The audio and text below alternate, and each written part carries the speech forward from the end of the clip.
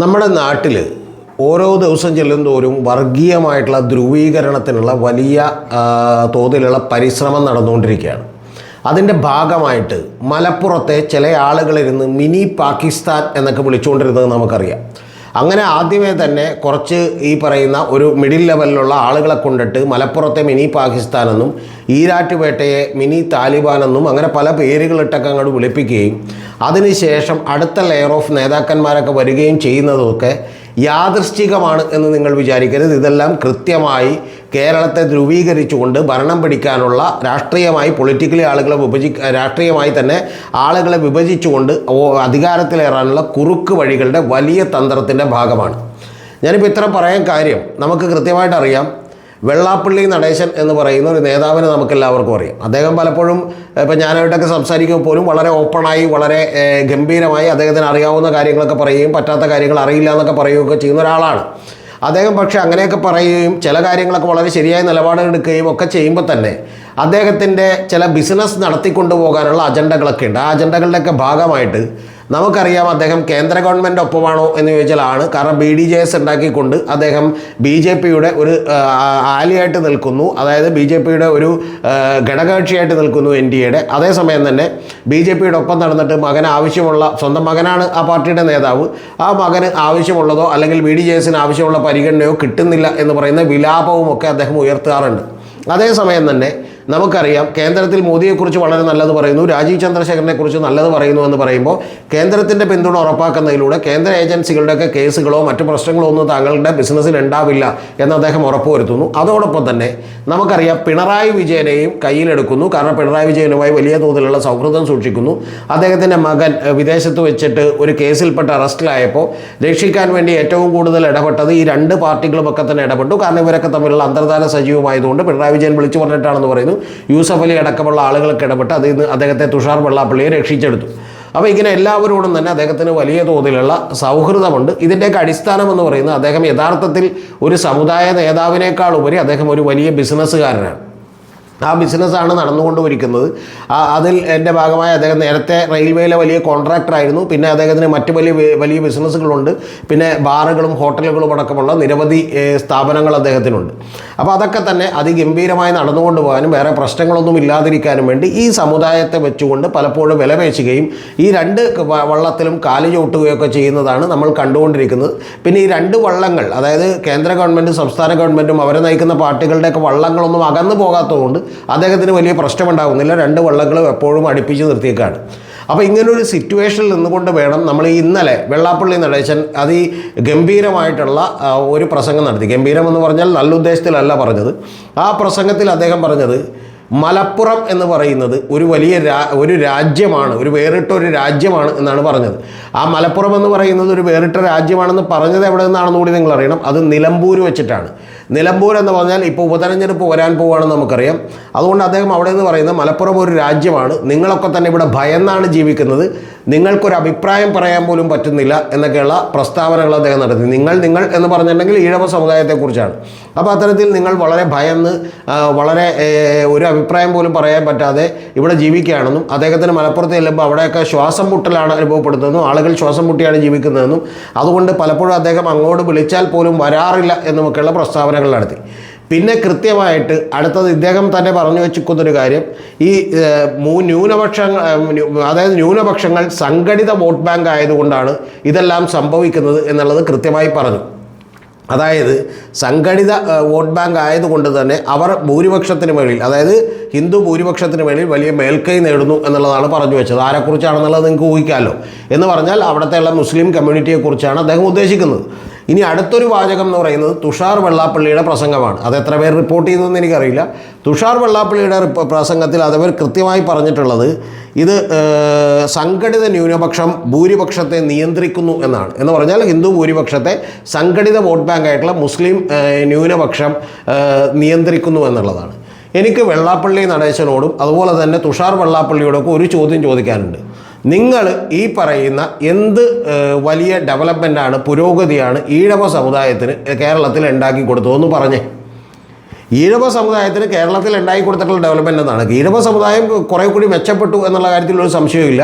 അത് ഭൂപരിഷ്കരണം വരികയും കുറച്ചുകൂടി നടപടികളൊക്കെ CPM-ൻ്റെ ഭാഗത്ത് നിന്ന്, ഇപ്പോഴുള്ള CPM അല്ല, നേരത്തെയുള്ള CPM-ൻ്റെ ഭാഗത്ത് ഉണ്ടാവുകയൊക്കെ ചെയ്തുകൊണ്ടാണ് യഥാർത്ഥത്തിൽ അവർക്ക് ഭൂമി കിട്ടുകയും മാന്യമായി ജീവിക്കാനുള്ള ഒരു പരിസരം ഒരുക്കുകയൊക്കെ ചെയ്തത്. എന്നിട്ടും ഞാനൊരു കാര്യം പറയാം, ഇപ്പോഴും വിവേചനം നിലനിൽക്കുന്നു. ശബരിമലയിൽ മേൽശാന്തി ആകണമെന്നുണ്ടെങ്കിൽ ബ്രാഹ്മണനായിരിക്കണം എന്നുള്ളതാണ് വ്യവസ്ഥ.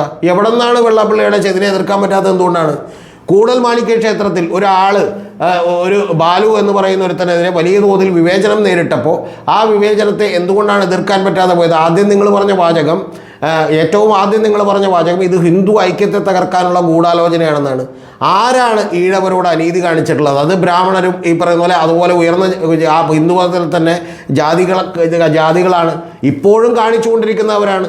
യഥാർത്ഥത്തിൽ എന്തുകൊണ്ടാണ് ബ്രാഹ്മണർ പുട്ട് കഴിക്കാത്തത്?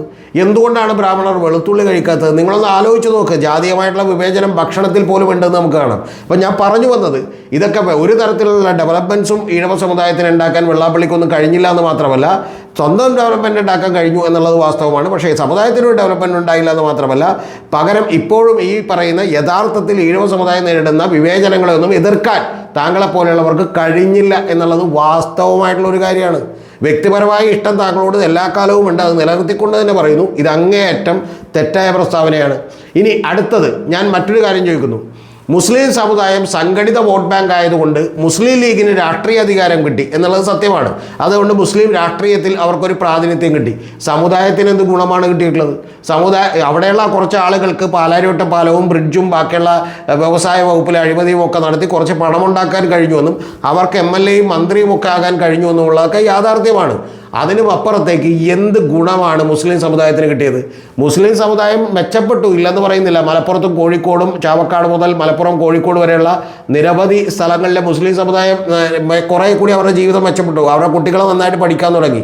ഇതിനെയൊക്കെ ചില എതിർത്ത് നിൽക്കുന്ന MT അബ്ദുള്ള മുസ്ലിയാരും സ്റ്റേജിലേക്ക് പെൺകുട്ടി കയറിയിട്ടുണ്ടെങ്കിൽ പ്രശ്നമാകുമെന്ന് വിചാരിക്കുന്ന മതപരമായിട്ടുള്ള കുറച്ച് തീവ്രതയൊക്കെ വർദ്ധിച്ചു വന്നിട്ടുണ്ട്, ഇല്ലെന്ന് ഞാൻ പറയുന്നില്ല. പക്ഷേ എങ്കിൽ പോലും ഈ പറയുന്ന ഗൾഫിൽ നിന്നുള്ള പണം വരുന്നത് കൊണ്ടാണ് ഈ ഡെവലപ്മെൻറ്റ് ഉണ്ടായത്. ഇനി നമുക്ക് യഥാർത്ഥത്തിൽ രണ്ട് തരത്തിലുള്ളവരാണല്ലോ അധികാരം കിട്ടുക. ഒന്ന് രാഷ്ട്രീയ അധികാരം കിട്ടണം, രണ്ടാമത്തേത് അഡ്മിനിസ്ട്രേറ്റീവ് സർവീസുകളിൽ ഗവൺമെൻറ് ജോലികളിലൊക്കെ തന്നെ അഡ്മിനിസ്ട്രേറ്റീവ് ആയിട്ടുള്ള അധികാരത്തിന് പ്രാതിനിധ്യം കിട്ടണം. രാഷ്ട്രീയ അധികാരം നമുക്കറിയാമല്ലോ, കൃത്യമായി ഇപ്പോൾ ഭരിക്കുന്നത് പിണറായി വിജയനാണ്. അതുകൊണ്ട് ഈഴവ സമുദായത്തിനൊക്കെ തന്നെ ഒന്നും പേടിക്കാനില്ല, അല്ലെങ്കിൽ അത്തരത്തിലുള്ള ആളുകൾക്ക് വലിയ പ്രാതിനിധ്യമുണ്ട് അവിടെ. ഇനി അടുത്തത് ആരാണ്? അടുത്തത് നമുക്ക് നോക്കാം. പക്ഷെ അപ്പോഴും ഇപ്പം നായർ സമുദായത്തിന് ഏതാണ്ട് 10 മന്ത്രിമാരുണ്ട് കേരളത്തിൽ.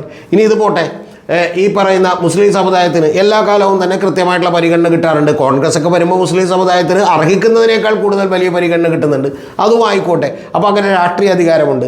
ഇനി അടുത്തത് എന്താണ് നമ്മൾ പരിശോധിക്കേണ്ടത്? യഥാർത്ഥത്തിൽ അഡ്മിനിസ്ട്രേറ്റീവായിട്ടുള്ള ഗവൺമെൻറ് സർവീസുകളിൽ ജോലി എടുക്കുന്നവർ നമ്പർ ആരാണ്? അല്ലെങ്കിൽ ആർക്കാണ് ഈഴവർക്ക് കിട്ടേണ്ട ഈ പറയുന്ന പോലെ കാര്യങ്ങൾ തട്ടിപ്പറിച്ചിട്ടുള്ളത് ആരാണ്? നമുക്കൊന്ന് പരിശോധിക്കാമല്ലോ. ഇങ്ങനെ ഒരു കമൻറ്റ് നേരത്തെ വെള്ളാപ്പള്ളി നടത്തി.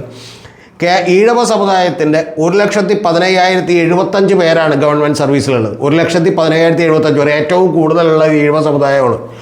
തൊട്ടടുത്ത് നിൽക്കുന്നത് നായർ സമുദായമാണ്, 1,08,012 ഇനി അതിൻ്റെ തൊട്ടടുത്ത് നിൽക്കുന്നത് മുസ്ലിം സമുദായമാണ്, 73,774 അതിൻ്റെ തൊട്ടു ബാക്കിൽ ക്രിസ്ത്യൻ, അതായത് ഫോർവേഡ് ക്രിസ്ത്യൻ എന്ന് പറയുന്ന ആളുകൾ മാത്രമുണ്ട്, 73,713. ഇതുകൂടാതെ ലാറ്റിൻ കാത്തലിക് എന്ന് പറയുന്ന ബാക്ക്വേർഡായിട്ട് നിൽക്കുന്ന ആളുകൾ 22,542 ഉണ്ട്. എന്ന് പറഞ്ഞാൽ മുസ്ലിം സമുദായത്തേക്കാൾ കൂടുതൽ ഏതാണ്ട് 73,000 മുസ്ലിം സമുദായത്തിലെ അംഗങ്ങളുള്ളപ്പോൾ 74,000 എന്ന് പറയാം നമുക്ക്. അങ്ങനെയുള്ളപ്പോൾ ഏതാണ്ട് 96,000 വരുന്ന ക്രിസ്ത്യൻ സമുദായത്തിന് വലിയ പ്രാതിനിധ്യമുണ്ട് അവിടെ. ഇനി ഷെഡ്യൂൾഡ് കാസ്റ്റിന് SCക്ക് കിട്ടിയേക്കണ ആകെ വെറും 19,627 ഷെഡ്യൂൾഡ് ട്രൈബിന് കിട്ടിയിരിക്കുന്നത് വെറും 10,513 പേരാണ്. ഇവർക്കൊക്കെയാണ് കുറഞ്ഞ പ്രാതിനിധ്യം ഉള്ളത്. OBCക്ക് അതർ ബാക്ക്വേർഡ് കമ്മ്യൂണിറ്റി ടോട്ടൽ എടുത്തു വെച്ചാൽ 2,85,335.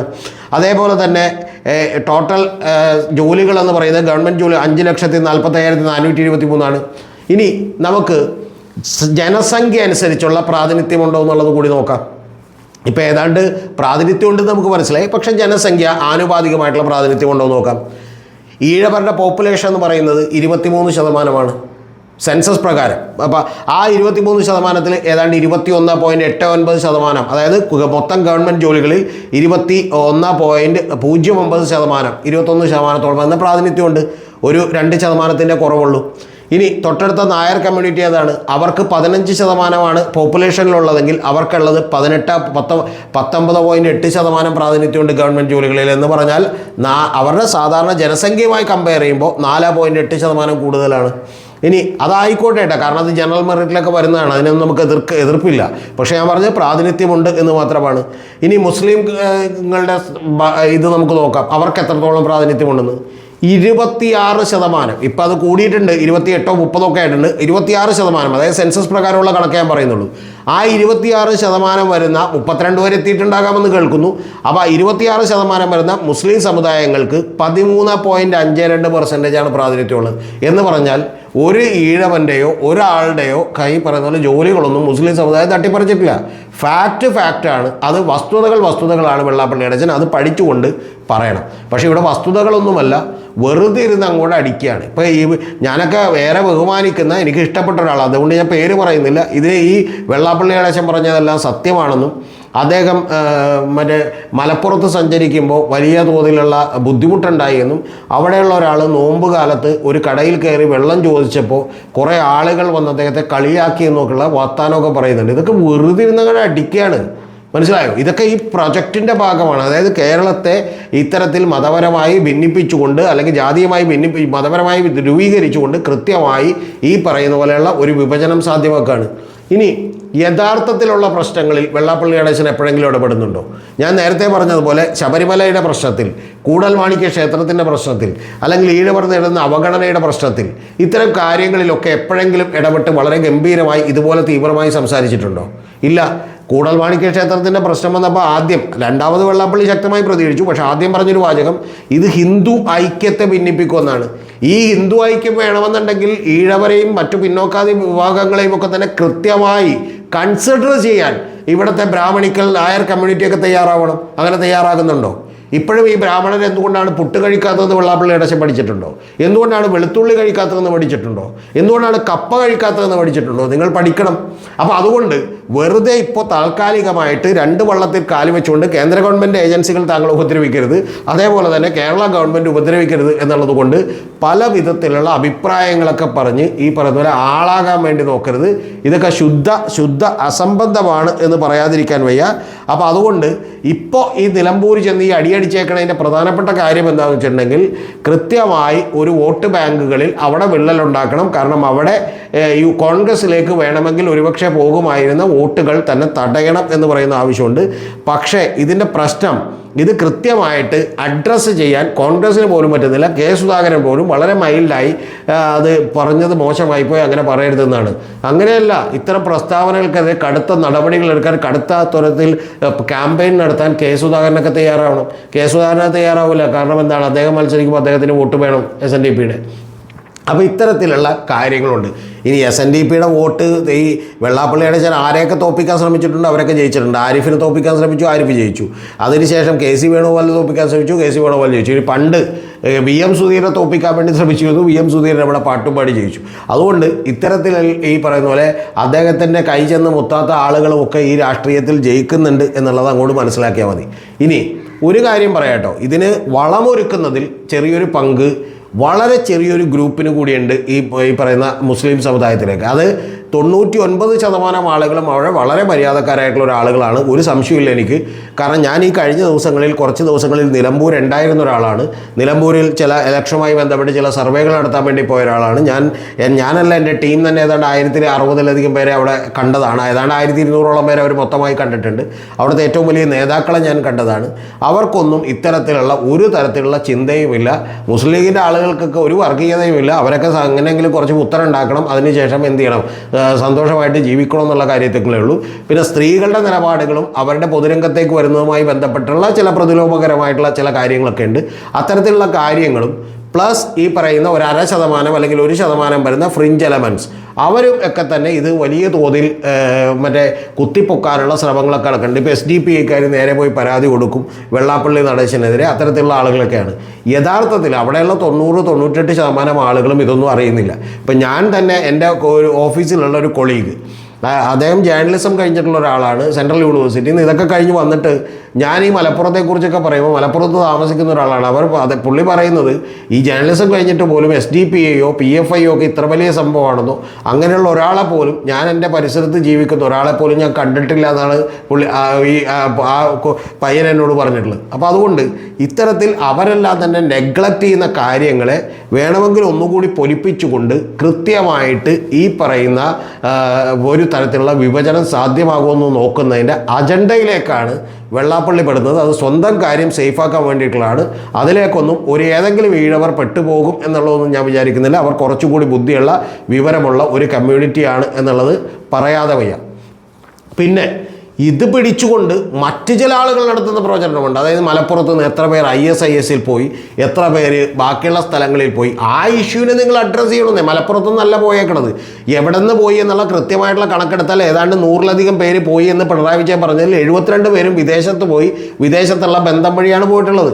അതിപ്പോൾ നാളെ നിങ്ങൾക്കെല്ലാം അറിയാമല്ലോ, ഇപ്പോൾ സിഖ് തീവ്രവാദം വളരുമ്പോൾ എങ്ങനെയാണ് വിദേശത്തു നിന്നുള്ള ഒരാൾ വന്ന് പെട്ടെന്ന് തന്നെ ഒരു സംഘടനയുടെ നേതൃത്വം ഏറ്റെടുക്കുന്നത് എന്ന് ചോദിച്ചാൽ അതിൻ്റെയൊക്കെ പിന്നിൽ കൃത്യമായിട്ടുള്ള അജണ്ടകളുണ്ട്. ആ അജണ്ടകളിൽ പെട്ടുപോകുന്ന ഏതൊരു സമുദായത്തിലും 1-2% ഉണ്ടാവും. ആ ശതമാനമോ അല്ലെങ്കിൽ 0.5% ആളുകളുണ്ടാവും. അവരെ വെച്ചുകൊണ്ട് ഇതിങ്ങനെ ഈ പറയുന്ന പോലെ ചിത്രീകരിക്കുന്നത് അങ്ങേയറ്റം മോശമാണ്. കേരളത്തിലിരുന്നു കൊണ്ട് മലപ്പുറത്തെ മിനി പാകിസ്ഥാൻ എന്ന് വിളിക്കുമ്പോൾ ആ വിളിക്കുന്ന ആളുകളൊക്കെ അറിയേണ്ടത് മറ്റേ നാരായൺ റാണ എന്ന് പറയുന്ന മറ്റേ മഹാരാഷ്ട്ര മന്ത്രി, അതായത് BJPയുടെ മന്ത്രി കേരളത്തെ വിളിച്ചുകൊണ്ടിരിക്കുന്നത് മിനി പാകിസ്ഥാനാണെന്നാണ്. അപ്പോൾ അതുകൊണ്ട് നമുക്ക് കേരളത്തിൽ ജീവിക്കുമ്പോൾ അറിയാമല്ലോ, പാകിസ്ഥാനാണ്, ഇവിടെ ഭയമാണ്, ഇവിടെ സംസാരിക്കാൻ പറ്റില്ല എന്നൊക്കെ ഉള്ളതാണ് അവർ പറഞ്ഞുകൊണ്ടിരിക്കുന്നത്. കേരളത്തിലിരുന്ന് ഇത് കേൾക്കുന്ന നിങ്ങൾക്കെല്ലാം ചിരി വരും ഇതൊക്കെ കേട്ടിട്ടുണ്ടെങ്കിൽ. ഇതുപോലെയുള്ള മഹാ അബദ്ധങ്ങളും വിഡ്ഢിത്തങ്ങളും ഒക്കെ പറയുന്നത് രാഷ്ട്രീയ പദ്ധതിയുടെ ഭാഗമാണ്. ഇവർക്കൊന്നും ഈ സത്യം അറിയാൻ പാടില്ലാഞ്ഞിട്ടല്ല. പക്ഷേ ഈ പൊളിറ്റിക്കൽ, അതായത് ന്യൂനപക്ഷങ്ങൾക്കെതിരെ നിന്നുകൊണ്ട് വിഭജിച്ചുകൊണ്ട് ലോകത്തെവിടെയുമുള്ള തന്ത്രമാണത്. മുസ്ലിമാണോ, സിഖാണോ, പാഴ്സിയാണോ, ക്രിസ്ത്യനാണോ, വേറെ ആളുകളാണോ, ഇനി മുസ്ലിം കൺട്രികളിലാണെങ്കിൽ അത് ഷിയ ആയിരിക്കാം, ചിലപ്പോൾ സുന്നി ആയിരിക്കാം. കാരണം ന്യൂനപക്ഷത്തിന് ഒരു ഭൂരിപക്ഷത്തെ എതിരാക്കുക, ശത്രുവായി പ്രഖ്യാപിക്കുക, എന്നിട്ട് ഭൂരിപക്ഷത്തിൻ്റെ വോട്ട് മേടിച്ച് ജയിക്കുക എന്ന് പറയുന്ന തന്ത്രമാണ്. ആ തന്ത്രം പയറ്റിക്കൊണ്ടിരിക്കാനുള്ള ഒരു ആയുധം കൂടിയായി നമ്മുടെ വെള്ളാപ്പള്ളി നടേശൻ മാറുകയാണ്. അതുകൊണ്ട് എനിക്ക് പറയാനുള്ളത്, വെള്ളാപ്പള്ളി താങ്കളുടെ കള്ളത്തരങ്ങൾ ഈ പറയുന്ന ഈഴവ സമുദായത്തിന് മനസ്സിലാവും. അതുകൊണ്ടാണ് താങ്കൾ പറയുന്നവിടെയൊന്നും അവർ കണ്ണുമടച്ച് ഒട്ടുകുത്താത്തത്. താങ്കളുടെ ഈ നിലപാടുകൾ കൊണ്ട് SNDPയുടെ ബലവും അല്ലെങ്കിൽ അതുമായി ബന്ധപ്പെട്ടുള്ള പ്രവർത്തനങ്ങളുമൊക്കെ തന്നെ കുറച്ചുകൂടി ദുർബലമാവുകയാണ് ചെയ്യുക. താങ്കളുടെ വാക്കുകൾക്ക് കേരള സമൂഹം വില കൊടുക്കാത്തൊരു കാര്യം കൂടി ഉണ്ടാവും. അതുകൊണ്ട് ഇരിക്കുന്ന കൊമ്പ് ഗ്രാജ്വലി മുറിക്കുകയാണ് എന്ന് മറന്നു പോകരുത്. ഇതിൽ നിന്ന് താൽക്കാലികമായ ലാഭം CPM-നും പക്ഷേ ദൂരവ്യാപകമായിട്ടുള്ള ലാഭം BJPക്കും ഉണ്ടാകും എന്നുള്ള കാര്യത്തിൽ എനിക്കൊരു സംശയവുമില്ല. അതിൻ്റെ ഒരു പൊളിറ്റിക്കൽ പ്രൊജക്റ്റിൻ്റെ ഭാഗമായിട്ടാണ് ഇത്തരം അഭിപ്രായങ്ങൾ നമ്മൾ കാണേണ്ടത്.